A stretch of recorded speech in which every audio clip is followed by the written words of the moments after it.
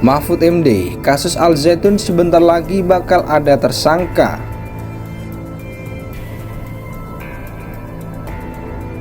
Tidak usah dibesar-besarkan karena sebenarnya biangnya kan di orang ya, yang bernama Panji Gumilang itu.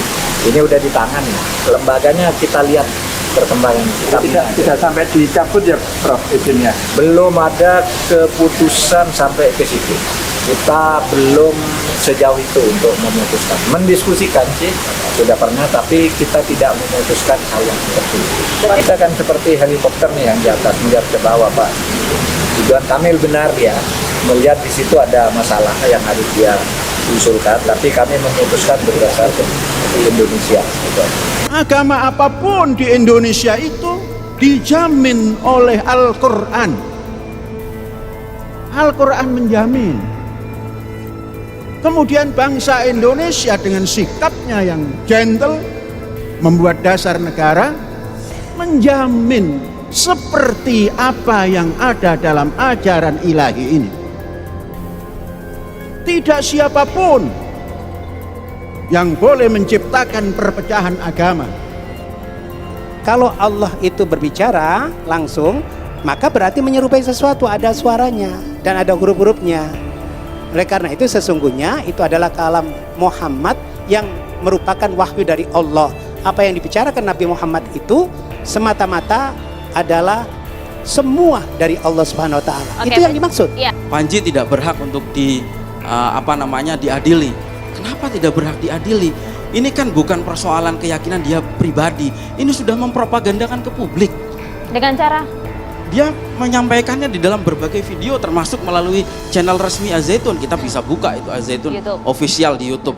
Nah begini, soal kebebasan pribadi itu jelas dijamin. Tetapi kalau sudah keluar, itu sudah menyangkut kepentingan publik. Di dalam kaidah fikih ada ya dikatakan al-maslahatul ammah muqaddamatun alal maslahatil khassah. Ya.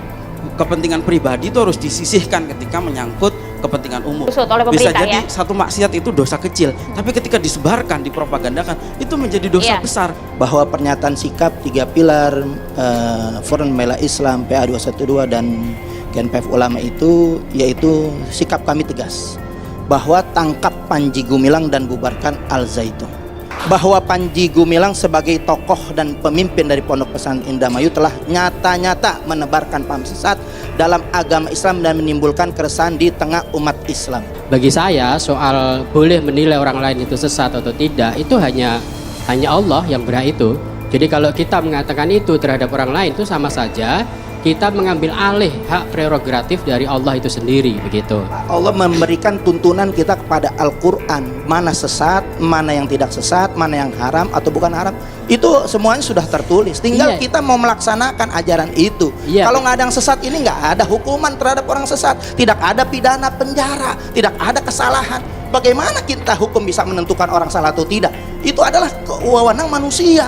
Hak Allah Subhanahu wa taala memberikan kita yaitu prerogatif untuk untuk beristihad, untuk memberikan pilihan. Kesepakatan ulama. Rasulullah SAW menyatakan umatku nggak akan sepakat dalam kesesatan.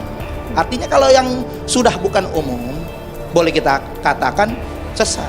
Karena keluar dari fatwa MUI. Fatwa MUI itu mengatakan liberalisme, pemahaman, pemikiran yang bebas tanpa batas menafsir Al-Quran, yang nggak bisa dijabarin dengan tafsir siapapun, yang muhtabar dalam 4 mazhab itu sangat berbahaya. Betul. Dan ini yang namakan liberalisme. Maka MUI mengharamkan liberalisme, sekularisme, pluralisme.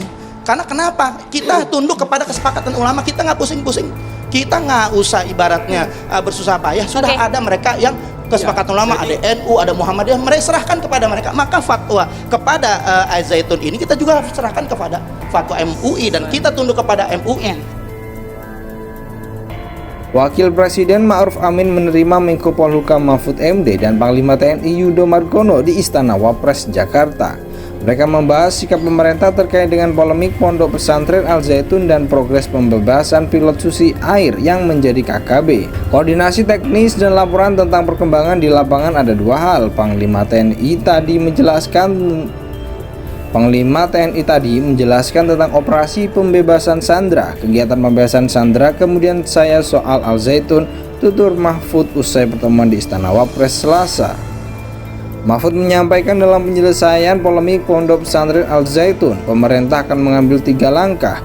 Pertama adalah langkah hukum terhadap pimpinan Pondok Pesantren Panji Gumilang.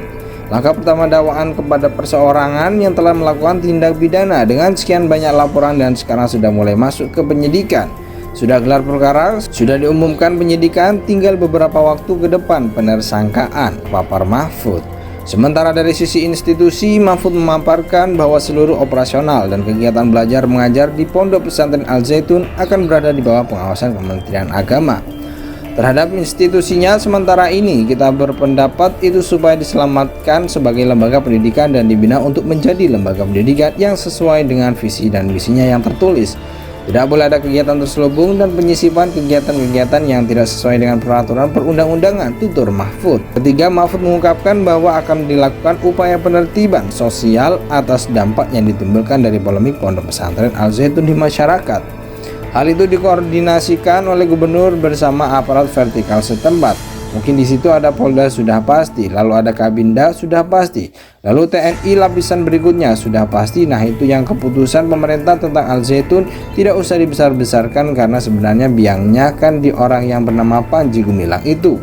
Ini sudah ditangani untuk lembaganya, kita lihat perkembangannya, pungkas Mahfud. Pada kesempatan sama, Panglima TNI Yudo Margono juga menyampaikan terkait laporannya kepada Wapres tentang progres pembebasan sandera pilot Susi Air Philip Mark Martens di Papua Pegunungan. Ia menerangkan bahwa saat ini proses negosiasi pembebasan sedang ditangani oleh penjabat Bupati Nduga Edison Gwijange.